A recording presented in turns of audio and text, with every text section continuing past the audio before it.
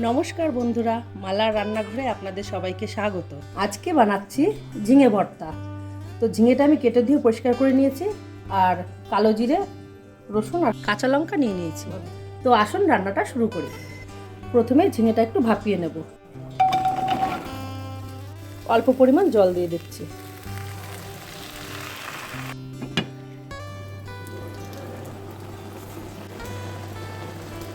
ঝিঙেটা সেদ্ধ হয়ে গেছে, এবার জল ঝরিয়ে পেস্ট করে নেব। কড়াইতে অল্প করে সর্ষের তেল দিয়ে দিচ্ছি, কয়েকটা রসুন দিয়ে দিচ্ছি, দিচ্ছি কালো জিরে, দিয়ে দিচ্ছি কয়েকটা কাঁচা লঙ্কা।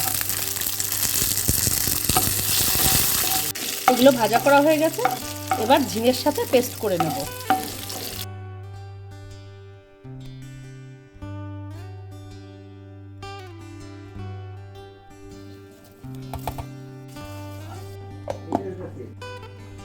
ঝিঙে পেস্ট হয়ে গেছে। কড়াইতে ওই তেলের মধ্যে আরেকটু তেল দিয়ে দিচ্ছি।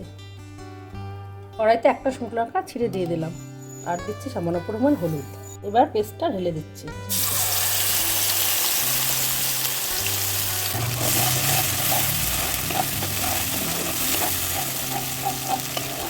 ঝিঙের জলটা অনেকটা কমে এসছে, এবার সামান্য পরিমাণ লবণ দিয়ে দেব।